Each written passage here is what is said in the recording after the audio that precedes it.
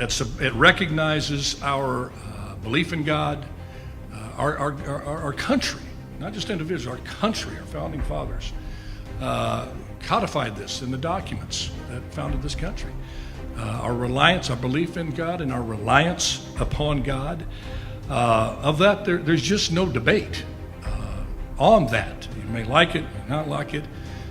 Declaration of Independence, we find these truths to be self-evident, that we are endowed by our Creator with certain inalienable rights, of which are life, liberty, and pursuit of happiness.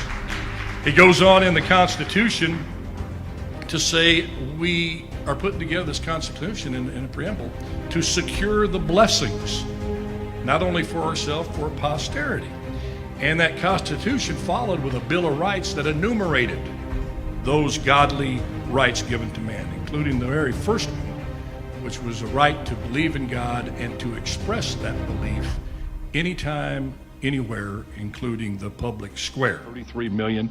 It's proven to the money investors that people want something to feed their souls, not just their worst desires. Absolutely. And yes, indeed. This kind of sums up my entire dialogue career on the heat of the night. You ready for this? Okay, this is it. My 7 years on the heat of the night. My dialogue all summarized in this. Get right on it, Chief.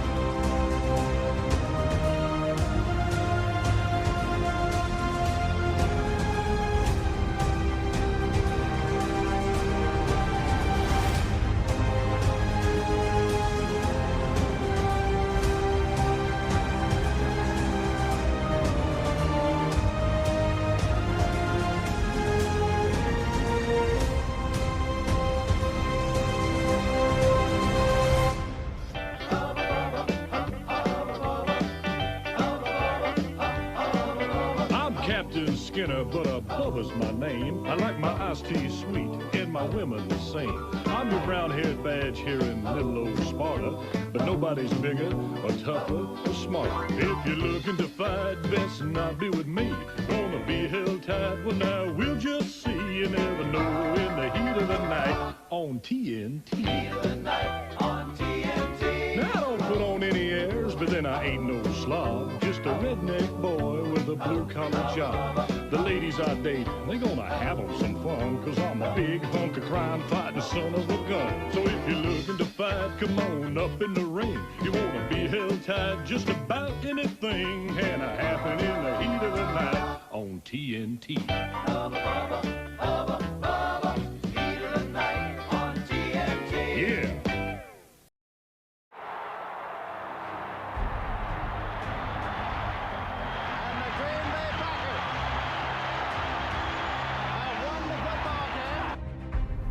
It recognizes our belief in God, our country, not just individuals, our country, our founding fathers codified this in the documents that founded this country. Our reliance, our belief in God, and our reliance upon God. Of that, there's just no debate on that. You may like it, may not like it. Declaration of Independence, we find these truths to be self-evident, that we are endowed by our Creator with certain inalienable rights, of which are life, liberty, and pursuit of happiness. It goes on in the Constitution to say we are putting together this Constitution in a preamble to secure the blessings, not only for ourselves, for posterity. And that Constitution followed with a Bill of Rights that enumerated those godly rights given to man, including the very first one, which was the right to believe in God and to express that belief anytime, anywhere, including the public square. 33 million. It's proven to the money investors that people want something to feed their souls, not just their worst desires. Absolutely. And yes, indeed. This kind of sums up my entire dialogue career on the heat of the night. You Ready for this? Okay, this is it. My 7 years on Heat of the Night. My dialogue all summarized into this. Get right on it, Chief.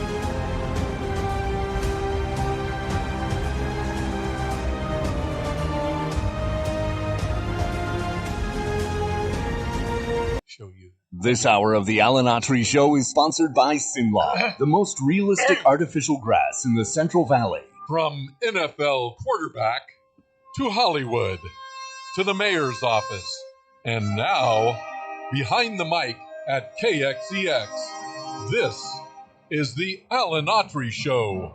No retreat. And so, my fellow Americans, ask not what your country can do for you. Ask what you can do for your country. Mr. Gorbachev, tear down this wall. What the hell's going on out here? Everybody grabbing out there. Nobody. That the only thing we have to fear is fear itself. Today, I consider myself the luckiest man on the face of the earth. I'm not fearing any man. Mine eyes have seen the glory of the coming of the Lord. So, 5 seconds left in the game. Do you believe in miracles? Yes! Unbelievable. We are live. We are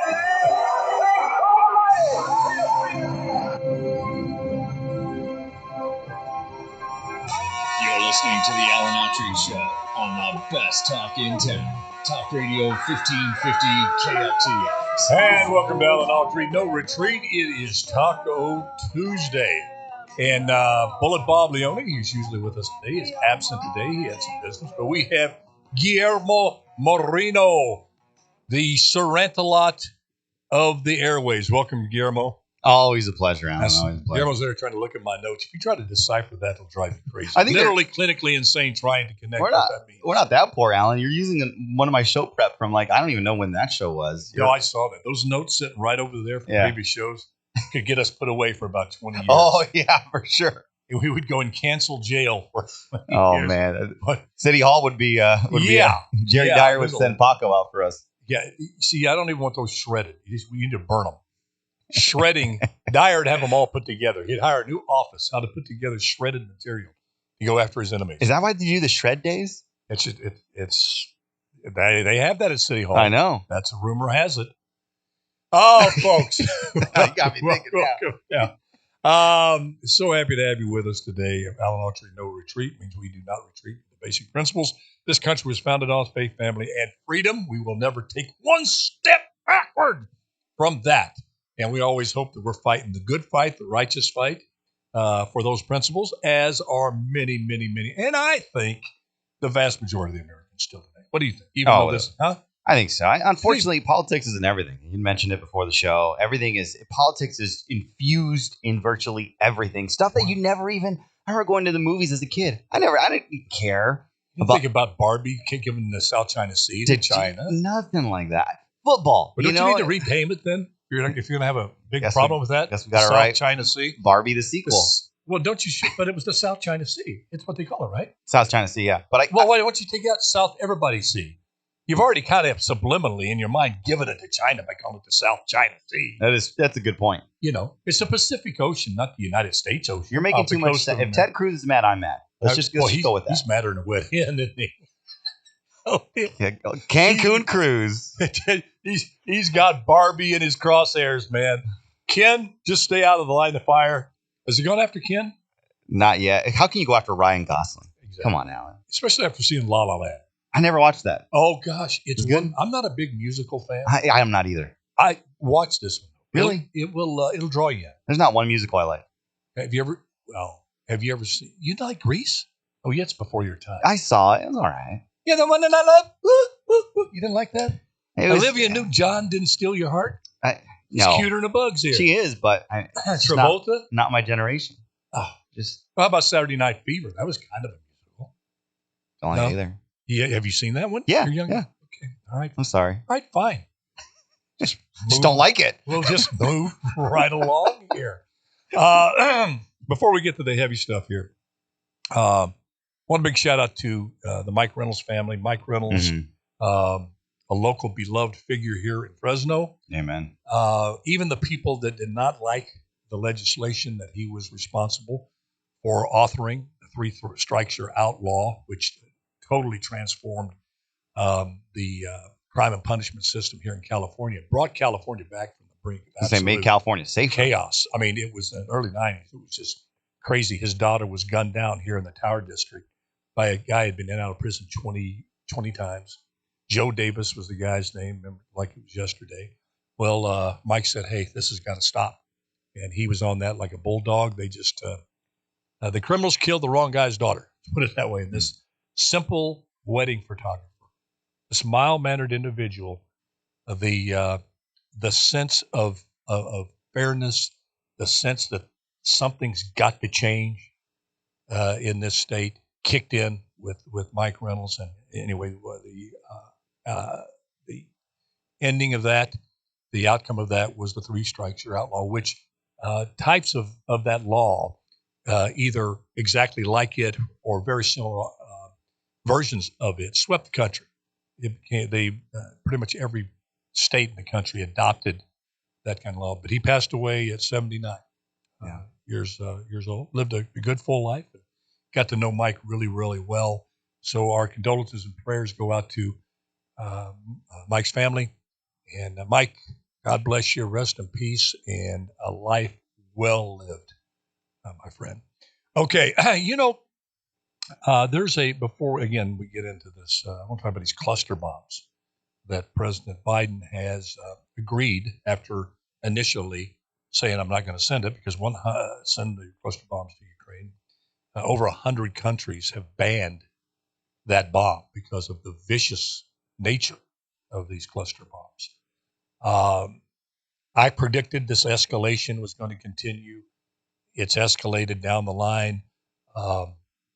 It's, folks, it is eerily similar. And with each day that goes by with this war, it becomes almost identical to what got us into Vietnam and cost over 50,000 American lives. And Vietnam is a communist country. We lost. We didn't have the guts to stay for as long as it takes. That was the thing when we went into Vietnam, as long as it takes. Well, our country has a history of not walking the talk. There's question whether we should even be in there in the first place. Yeah. But these cluster bombs are on their way, and before let me go back to Hollywood here, but the movies, the Barbie stuff. There's a movie coming out. I just got a gut feeling about this based on what's trickling out from Hollywood. There's two movies, Barbie and Oppenheimer, and you probably wouldn't find two more desperate films different. Yeah. But they're billing these two movies as the savior of Hollywood at the box office. They feel that the box office needs, at theaters, mind you, not the streaming stuff at home, at least $4 billion in revenue to say theater going has returned.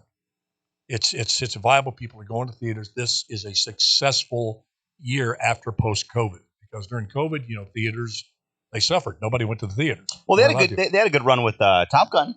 They did, but not enough, apparently. Really? These are the figures coming up in order, because it's pretty expensive. Most theaters make money on all that popcorn that you pay an arm and a leg for. It's more than the ticket. Exactly. So they need a lot of people to come. And it's the $4 billion gross mark is what they're looking for. They feel that Barbie and Oppenheimer, we know, most people know what Barbie is. It's as you said the other day on the show, she really doesn't exist. She's a doll. But some people were fascinated. I was a girl, so I never got into that. She's an American icon, Alan. And again, she's bigger than Taylor Swift. Yeah, almost. Almost. And then you have, you got Ken in there. But then you have, which is a pure fantasy feel-good movie, apparently. And apparently getting good reviews. As some are talking about Ryan Gosling being nominated for an Oscar. No way. That's the word. For Off people, of that one? The people that have seen the pre-screenings or the select elite. But then you have Oppenheimer, the story of the scientist who's been given the credit or the curse of inventing the atomic bomb. The initial feedback based on these private screenings is that in fact, they're calling it Barbenheimer. Oppenheimer. That's how important they're connecting these two. Wow. But there really is no connection in terms of importance. One, you have a fantasy Barbie. On the other, you have a real life depiction, accurately, apparently, eerily accurate of how this bomb was created and what era it opened up.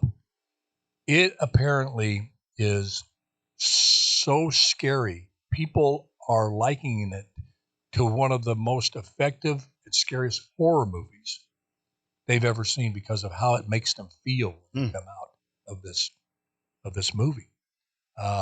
This not just one person. These are people. They're getting a visceral reaction, and it's all very, very similar.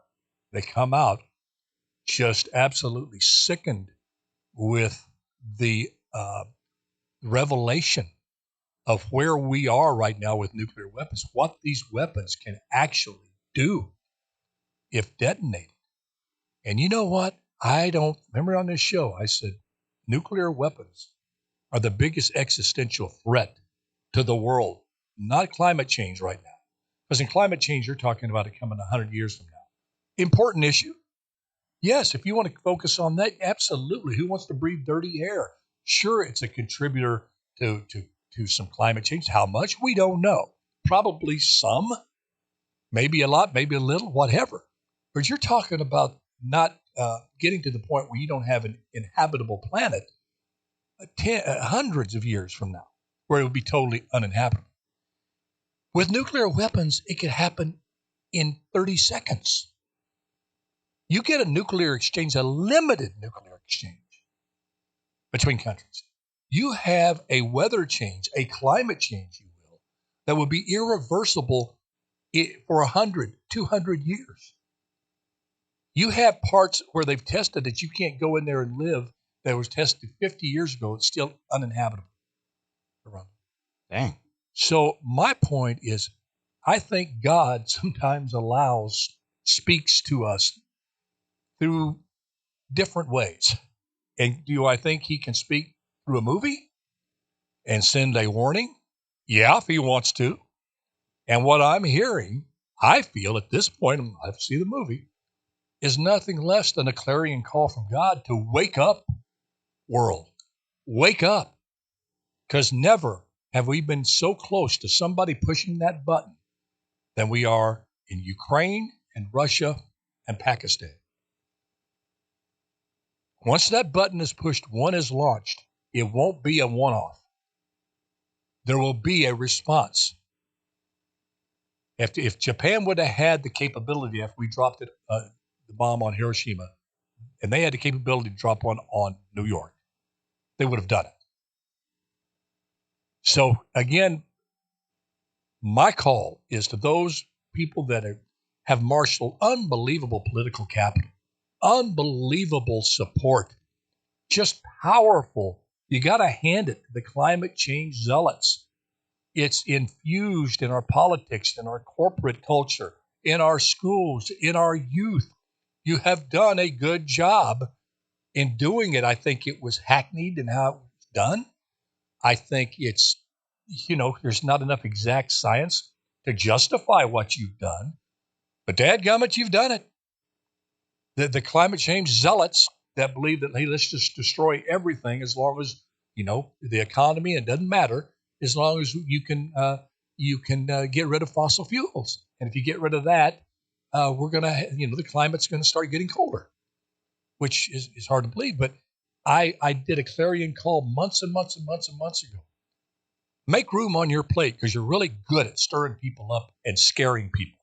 And please put nuclear weapons and disarmament and a movement to disarm on your plate.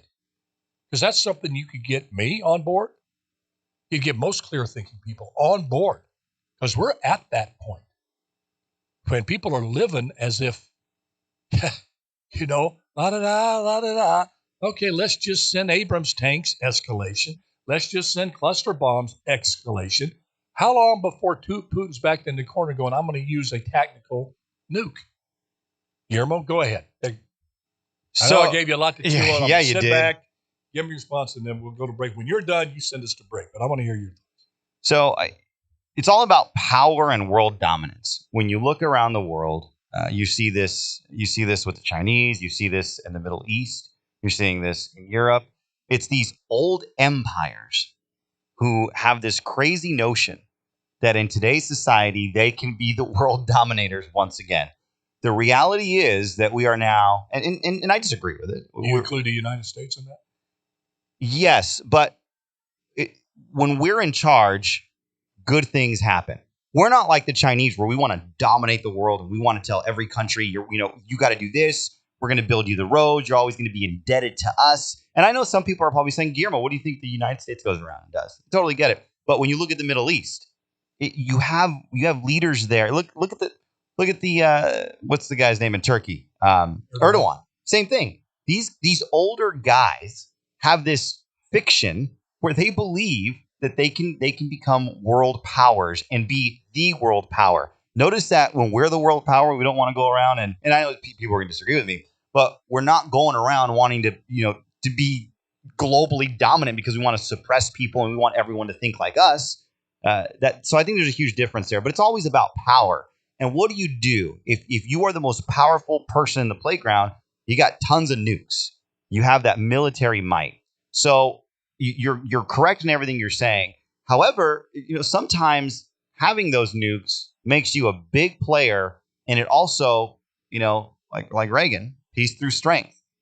We hope we never have to use them, but man, those things are great deterrents. And unfortunately, now it looks like having a nuke is that bar to getting you into that higher tier of a country that matters. Look at Iran. I mean, they've been trying to enrich uranium to that percentage to where they actually can have a nuke. Same thing with Kim Jong-un. Unfortunately, having these weapons is the barometer of, you're somebody now in the world. So we can't disarm, because I think if we were to disarm, someone would turn around and arm right up. So that's just who we are. That's humanity, unfortunately. What I got to give credit to is I guess I shouldn't say I want to give credit to all the world leaders because we haven't blasted each other into oblivion. But at the same time, the United States, we go through a change every 4 to 8 years. The Middle East has been unstable since biblical times. We're not there yet, but you're right. That reality is just right around the corner. Now with Ukraine, I can't. I think more Americans now with where Ukraine is. I think we are more and more we're over it. We're tired of this Ukrainian war. I think the average American doesn't care about it, which is sad. At the same time, I am very skeptical that either Putin or Zelensky ever wants to see an end to this thing. Like, I don't know what either man wants. I think they, unfortunately, on both sides, I think they enjoy taking everyone's money, and they're going to do it. Putin wants to get us involved. Like you said, is this going to be another Vietnam where we're going to get dragged in? And here's the beauty of, and I'm not saying the beauty of that, but the beauty is I don't think any political candidate that actually has the ability to do it, I don't think they want to do that. Biden doesn't want to send troops in there. President Trump, if he were to return, would want to send troops in there.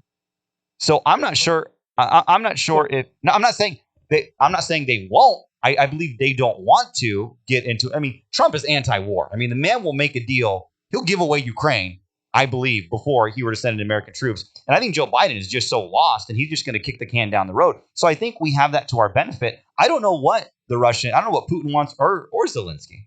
So I think that's a problem. So I think the world is always at that tipping point of ultimate chaos. But yeah. No, I hear what you're saying. And, like I said, I'm an eternal optimist. Now, I'm going to make a statement here, and it pains me It sickens me. When I'm alone, I actually bow my head and shed tears because I'm not the brightest chrome on the bumper. But when I've had a gut feeling so strongly, I can say it's almost 100% in my life that it's happened. Not that I have some prophetic gift or anything. It's just things just line up. You see it for what it is, and you're left with only one inescapable conclusion. You say, this is going to happen. You see somebody on drugs, they go from alcohol to cocaine to heroin, and you say, if they keep this up, and they're going to die.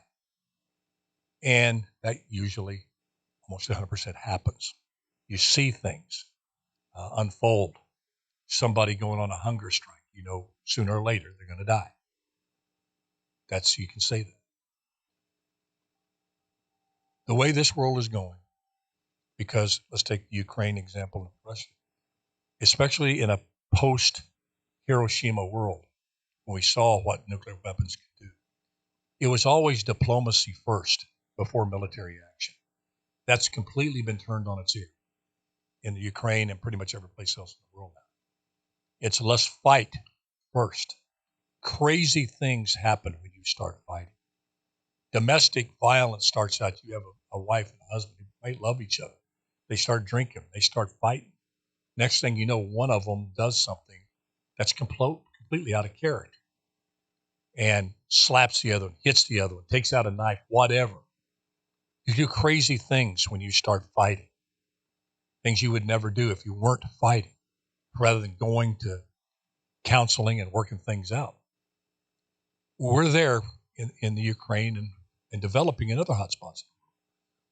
I don't see this world changing and understanding what power that we have in mankind to destroy the world completely unless those atomic bombs go off, and they're going to go off. There's going to be a nuclear exchange. There's going to be nuclear weapons used. I think about my kids and grandkids. My only, and I get sick to my stomach. If you could put a nuke right on my head and say, hey, there's one nuke, we'll let it go and that'll be it. Shoot me, ground zero. If it could shock this world to its senses on what we're putting at stake, what we're risking, not only our futures, but our ignorance, our insanity, this post-COVID insanity around the world, that we're conducting this war like we're conducting it. My only hope is, I can only hope, that the exchange is as minimal as possible. It'll be catastrophic. One weapon going off above ground in a city is catastrophic. They're just too powerful. I don't see any other, because people are just out of their minds. Joe Biden, fighting over diplomacy. And, the other day, Guillermo, he said something, and here's another further example of it mimicking history repeating itself with Vietnam. He says, and you're absolutely right, they don't really know how to get out of there. There's, as of May 31st, $76.8 billion that we're in. We've said for as long as it takes. Now we're seeing the Russian line digging in, the so-called counteroffensive by the Ukrainians really not happening, not materializing. They can't move because they don't have enough people. They can get all the weapons. No, they don't have enough people. And so, as you said early on, it's going to be a war of attrition. And it is. And Russia has more people, more soldiers, more equipment, the strongest ally in the world, China, economically, to buy their oil, to keep funneling. And that's just the way it is. Ukraine does not have that. All they have is the people. The troops are not coming in from Western Europe. That's the next escalatory action. Yeah. But Biden said, look, you can't get in NATO because they're going to come in NATO. They want to get in NATO. You can't come into NATO by their charter if you're at war.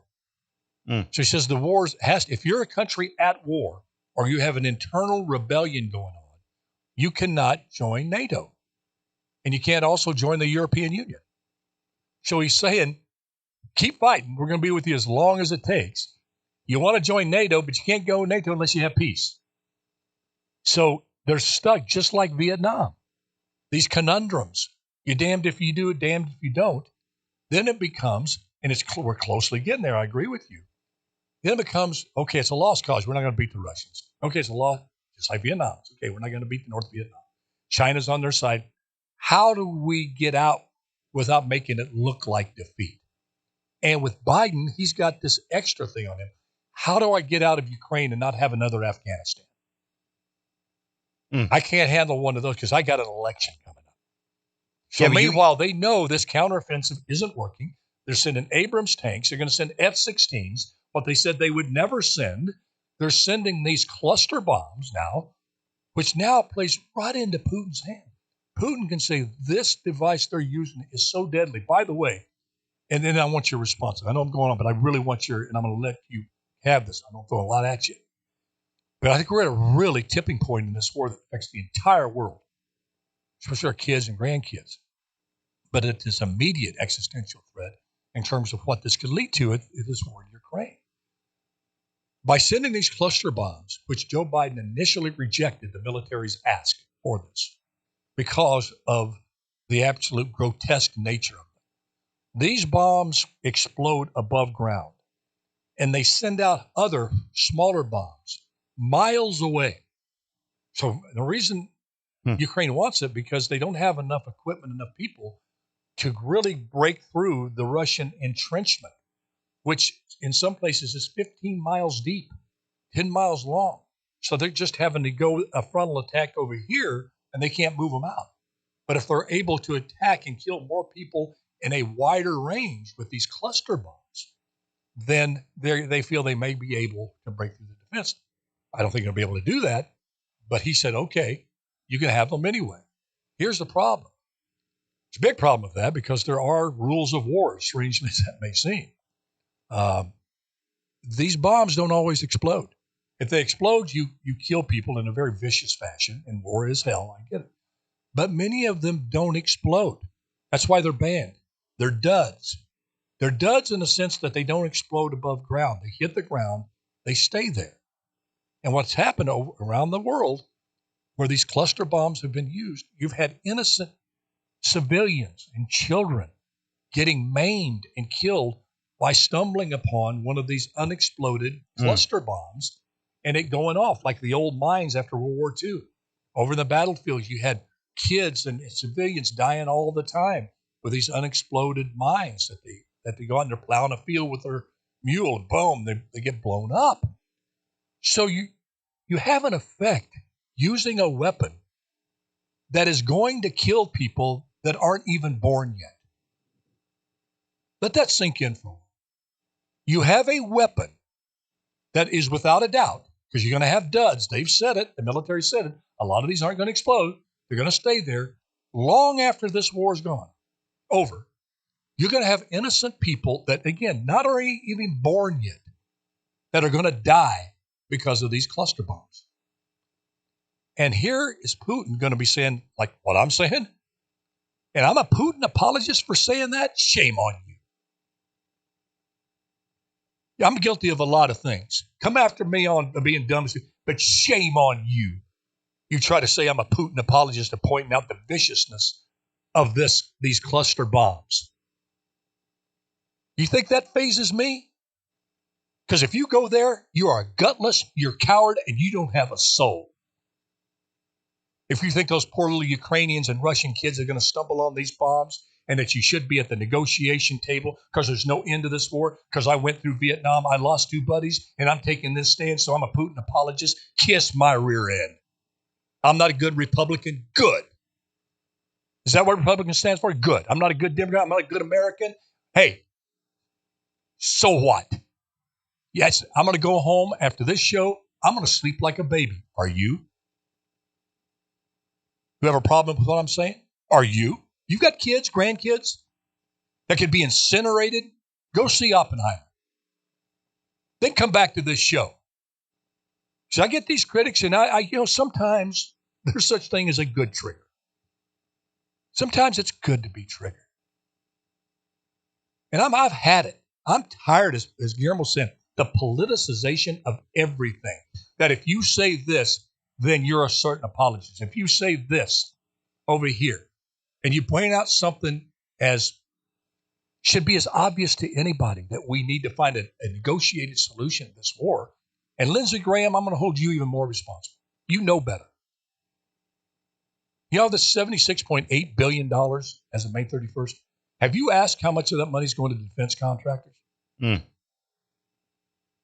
And Biden has pretty much said you can't win to Ukraine. But I've said as long as it takes. Guillermo, go.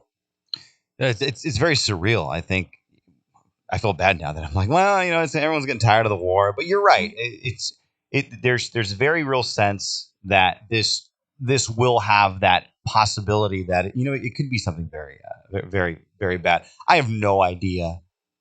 I'm not Ukrainian. I'm not Russian. I have no idea. I know what they're fighting about, but I don't know why I feel on it. I'm not a conspiracy theorist. I just feel like both sides are in on the take. And they're taking the entire world on this. Russia's, you're not seeing the full force of what they can do, and the Ukrainians are just, they're having a good summer, and then they're going to launch this, and it's like, well, damn it, when is it going to end? I hope. I saw an alert yesterday, and it started out with Russia and Ukraine, and I was like, whoa, are they ending this thing? And it ended up being enduring, something like that. So, but it's one of those things where I'm not sure any party wants to see an end to this thing. And that's the unfortunate part. You got people that are so infatuated with power. Mm. They're so infatuated with money. Drunk with it. They got their fascination and their obsession with that just starts to decay them morally. And I don't think any of these men, I'll put Zelensky in there. I don't think any of these men truly care about what this is doing to the people. Zelensky's going to be fine. I think he bought a French villa somewhere in France. He's going to be fine. He's got plan B. For goodness sakes, we will literally send him a private jet to get him out. Probably not going to die on the battlefield. He's not. Now, I'm cynical. No, I'm telling you, that man is not. No. Neither is Putin. No, gosh, no. And that's the sad part. You have young people. And this is how blessed we are in this country. Our young people that have to defend our country, they do it by their choice. It's voluntary, and they go to another part of the world. Those men and women are having to do it in Ukraine. Like this, that's their home. We'll never understand that, and they're not going to be okay. How many of those families now are just torn? I haven't seen a stat that shows how many dead on both sides. Have you? No. You can't believe anything. Isn't that weird? You can't believe the figures. Even the UN says you can't really. There's no way to verify the battlefield losses. Although logic tells you that the Ukrainians are suffering many more losses than they're admitting to. It's just, again, I'm not a conspiracy theorist, but like you said, what do you say if they're on to you? It's not, you're not crazy. Not paranoia, really. If they're really, we just came out of COVID. Now you have this global conflict. Let's just say that after this, hopefully this does end with some type of negotiated table meeting where both sides no one's going to be happy, but what's going to be there is no other way. It's either you negotiate or nuclear weapons going to be used. That's why I say, there's the world we wish we were living in, and it's the world we're living in. Mm. The whole approach to war changed after Hiroshima and Nagasaki. Russia has the capability to destroy the world if they choose to. And if they feel that Russia is on the verge of being consumed by the West, which is what Putin has been selling to his people, by the advancement of NATO. They didn't disband NATO. After Soviet Union went out of business, NATO stayed in business and got stronger. They're a military alliance aimed towards controlling Russia. That's what it's in the Soviet Union, the empire, and should have been formed. Problem is, they didn't de-escalate it after Russia came apart, after the Soviet Union came apart. So he's paranoid, as many Russians are. And you think it's just Putin. And you see the legacy media going, all these polls that say Putin has an 80% approval rating, it's all fixed, it's all rigged. Well, if you don't understand the Eastern European mind, you certainly don't understand the history of Russia. They've been, that was a country that was invaded every 22 years. there's a little paranoia. If Canada or South America invaded the United States every 22 years since our existence, we would have a little paranoia. Yeah. If you see a bunch of troops massing at Ensenada, or a bunch of troops massing in Quebec, looking our way, you would say, okay, what do we do here? It just frustrates me because I can't unlive what I've lived through the Vietnam War. I can't unendure what I've endured, the loss of good friends in Vietnam. I can't unknow what I know about how that war started. That's why, that's the danger of destroying history. The woke left wants to destroy history. How many of the kids in school are getting the real history of Vietnam, how we got in there? Do they just gloss over it? They don't. Yeah, I don't hear kids coming out going, let me tell you what I learned today about the My Lai massacre, how I learned today about Da Nang, how I learned about how we got in there and how we stayed in there, and you don't hear that. And if you don't know, you have a country, quite frankly, that is become a victim of its own prosperity.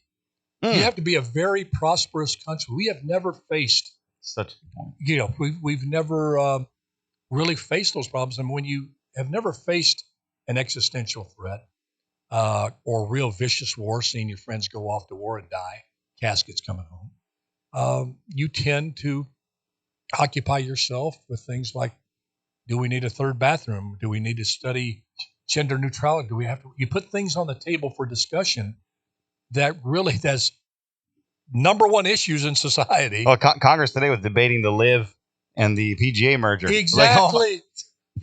Thank God you guys are on that case. What are we really concerned ourselves with? Can we live and be in kidding. nuclear war than to live golf? Not how green those putting greens are going to be. Our priorities are all upside down, but something's got to give, Alan. Something's got. I feel like this is a rugby match. You ever watch rugby? I watched clips of it, and they're just kind of in this deadlock, right? They're moving down the field in this huddle, and they're moving this way. I think that's what you're seeing in Ukraine and Russia. What's going to give? I don't think so. I don't think it. I think both men are afraid. Well, I don't think Ukraine's had it, but I don't think Putin wants to use it. Because I think if Putin uses it, he knows he's going to piss off. He's going to wake up a sleeping giant. He's going to piss us off. And then I think I don't know if the sleeping giant is cohesive enough. I really don't know if Putin used a tactical battlefield nuke. I don't know how much sleep your average millennial or Generation Z would lose. I think it would just appall them for a while, and then it would be back to the TikTok video. Okay, you're right. Now, I'm not bright. I know there's Generation Zs out there and millennials that are fine Americans working hard, tons of them. But I don't know if you put together a coalition of concern that's multi-generational enough that will respond to anything but some kind of catastrophe, an asteroid heading this way. Then there'll be people question. I hate to say it, I think the wake-up call is going to have to be with a Louisville Slugger upside the head, not common sense, not history, not, hey, Hiroshima, Nagasaki, what's that? I mean, they think that's something you get at a sushi bar. I'll take the Hiroshima roll. Oh, yeah. They don't know. And when they do, it's not going to happen today. Not here, not in America, not in this world. Alan, something's got to change. And maybe this is my conservativeness coming out, but maybe the United States changing presidents, maybe that'll do something. I think with maybe different leadership. Xi Jinping's not going anywhere. Vladimir Putin's not going anywhere. Zelensky's not going anywhere. Well, take it this full circle. Exactly. Yeah. Full circle here. That's what I'm hoping, that this movies can really unsettle people. I mean, it is a video world. You can put something on viral here and change the world. Oh, you can't either? Well, let me just say two words. George Floyd. Okay? Yeah. Need I say more? Video, what you see on video, what you see in the movies, like this Oppenheimer maybe has a chance to be a little tiny match that could catch fire and light something, at least in the younger people, what word am I looking for? The interest to know more about this subject. It won't. About nuclear weapons. Unfortunately, it won't. No, that's my cynical. If a Kardashian, and this is my cynicism here, if a Kardashian was within the blast zone or something, I think then, oh my goodness, if Taylor Swift, if she suddenly said nuclear weapons, we need to reduce the stockpile of nuclear weapons in the world. That is, I hate to say it, but that's this right. generation. If Putin were to use a tactical nuke, I mean, kids will watch it on TikTok. Whoa, and then they'll be like, "Oh wait, when's the Taylor Swift concert coming to my area?" It's that. That's the society we live in. We're different now. Mm-hmm. And who doesn't want to be distracted from very, very serious, uneasy subject? But is it?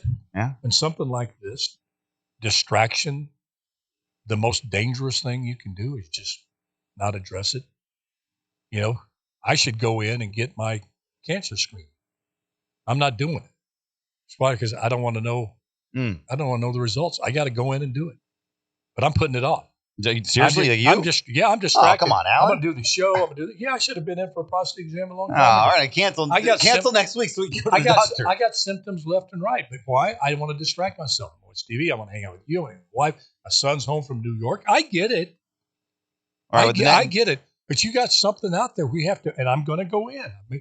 And the next show is going to be at your doctor. That's what we're going to do. That's how we're going to get you there. We got to face this fast-growing cancer called nuclear weapons that is overwhelming this world. People go, what are you going to do? Well, I believe the impossible is possible. I think if you can get this concern going around the world, that you get the masses, the people rising up, you can start the process of not total disarmament, but down to levels of weaponry where if you did have an exchange, you don't have unlimited stockpile to just keep pushing the button. You start with that. You start with educating the people of what really is the consequences of one of these things going off. And I think that's what maybe Oppenheimer does.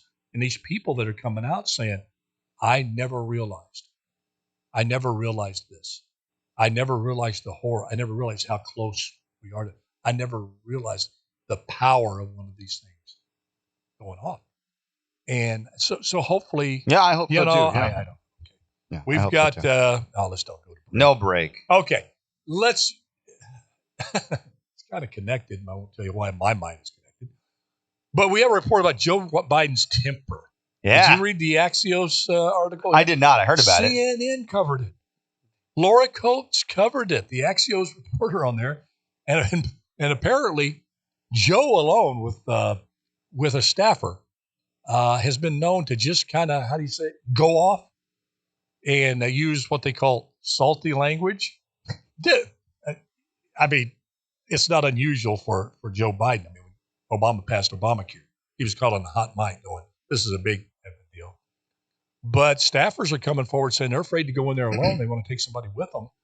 Now, my question is to you, what do you think this is? Is this just you've been around coaches, good coaches will yell and scream and, you just some dads out there yelling, scream, moms, and they mean well. They're trying to help you do better.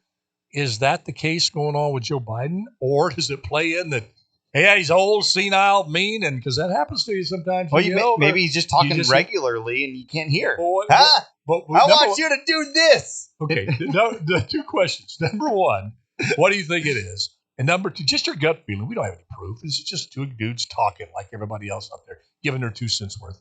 And number two, why in the world do you think CNN is covering it? Because it's not a positive. Yeah. An Axios article is not a Laura Coates on CNN primetime last night. And by the way, I like that report. I don't agree with her on everything, but she's more fairer. Who is this? Laura Coates, a young black lady that's on CNN? CNN hosts CNN primetime from time to time. Okay.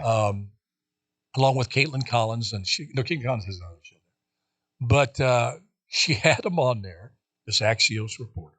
But then she asked the question, going, Joe Biden, we've heard back in young Joe Biden, had a temper, the Irish, and he tended to yell at people back then. And he actually looked at him and goes, why do you think it's taken so long for this to come to the surface and be an issue? Because you were covering for him. He's a Democrat. You're done with him now. You want him out of there. You want Gavin Newsom in there. That's why it's coming forth now, Laura. I mean, they had You hit the nail. You hit the nail with the. I don't know how these things go, but you know what I mean. I'm just so. Don't make me spot on. You're spot on. Damn it.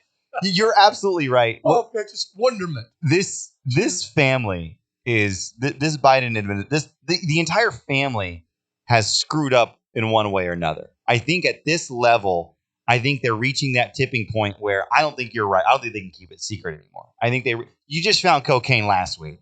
Now the guy's got a temper. I mean, who knows? Next week, what are we going to see? That he hits Jill Biden. I mean, if that happens, you go down that trajectory. They just want to get rid of this guy. Jill would kick his butt.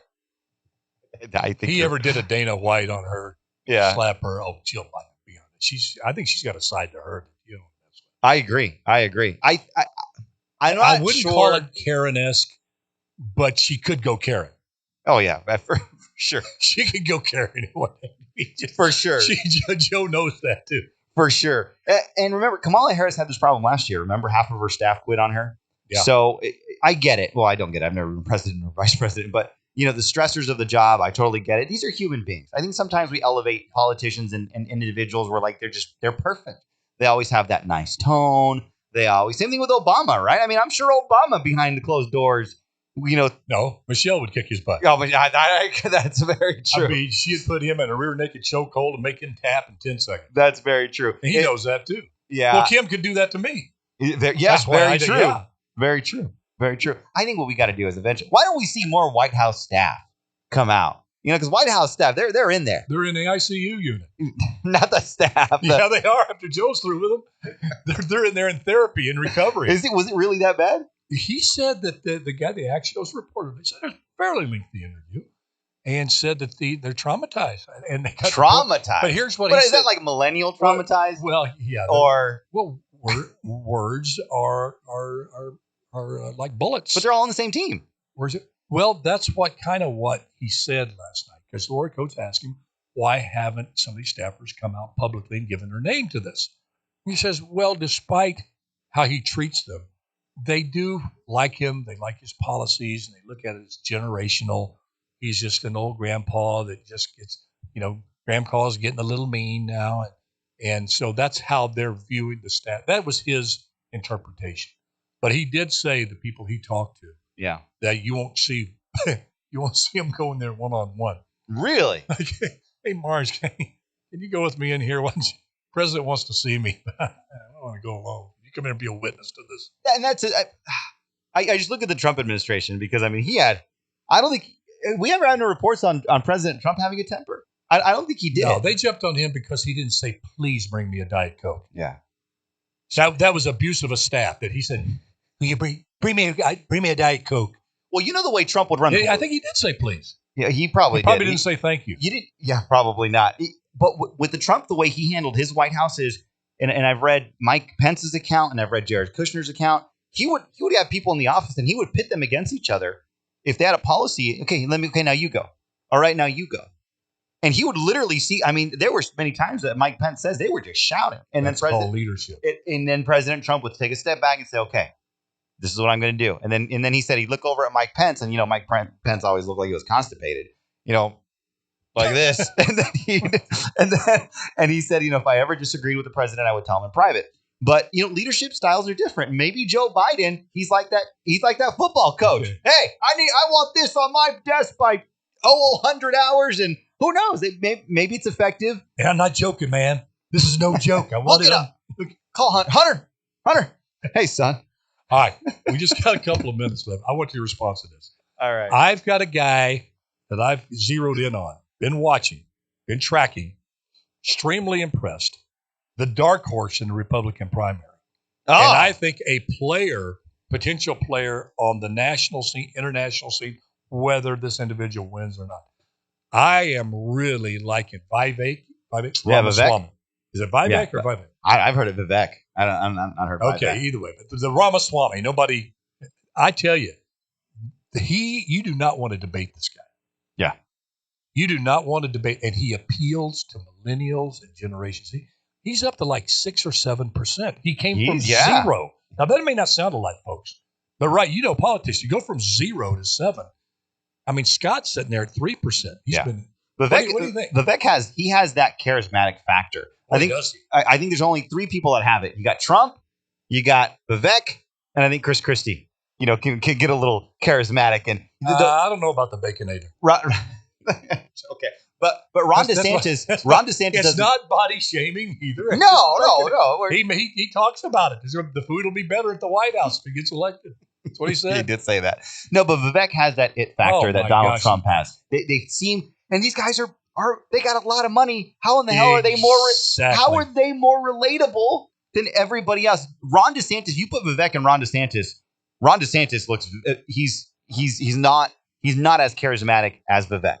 So Piers Morgan interviewed him. And Piers Morgan, he can come at you with the swords out. Yeah.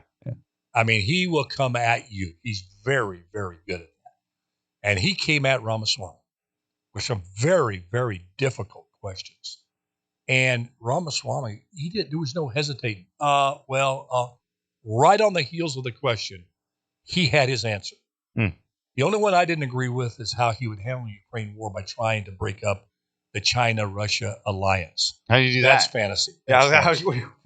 He brought that, but in totality of his answers, it was all going, that's common sense. That's common sense.